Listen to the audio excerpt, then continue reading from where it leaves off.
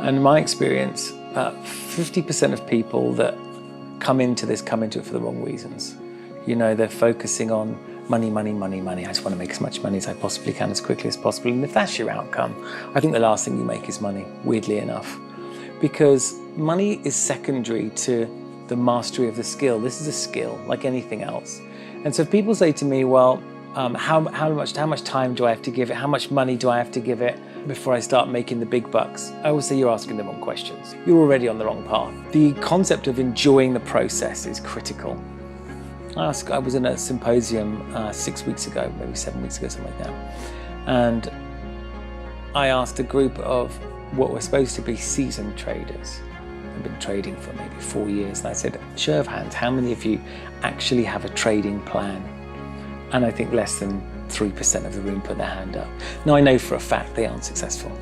Because unless you've got a trading plan, unless you know where you're going, unless you know exactly what first of all, you've got to know two things: what you want, and secondly, why you want it. What you want really defines, like, I'm here and I want to go to here. Okay, so what is that? Like, why are you trading? Well, I want to make money. Well, how much do you want to make? You know, how much and by when? How much have you got to start with? What is the real goal? What are you really trying to achieve if it's a monetary goal? And then by defining what that monetary goal is, you can then translate that into effort, like what has to be done. And then you can then kind of gauge that against your individual performance, the strategies you're using, your approach, and start to formulate a trading plan. But unless you have a trading plan, you don't know what you should be doing, you don't know when you should be doing it, you don't know what strategies you should be doing, and you don't know whether you're on plan or off plan. If you're not running to a plan, and a plan, in my opinion, should start off probably as a 10-page document, but at some point should work its way down to a one-sider, an A4. And I notice people who spend 8 to 16 hours being coached in all sorts of different clever strategies, all sorts of different AI systems, machine learning applications, all these clever bits of technology.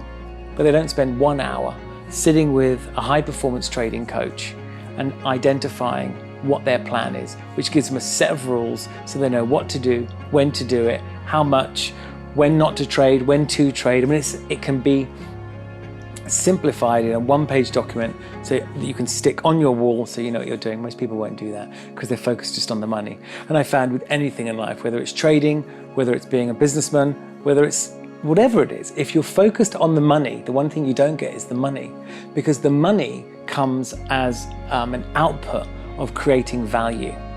And your value as a currency trader, as an example, is different to your value as an entrepreneur. Your value as a currency trader is your ability to achieve mastery, which is a function of discipline and a function of correct strategy implementation. Correct strategy implementation and discipline equals your value as a trader, then the money comes. Your value as an entrepreneur is, can you make other people's lives better than they were before you turned up? Your job as an entrepreneur is, can I add value here? And if I can add value, make people's lives easier, cheaper, better, faster, happier, whatever, then you make money as an entrepreneur. You deserve to make money. If you don't give that to people, then you don't deserve to earn money.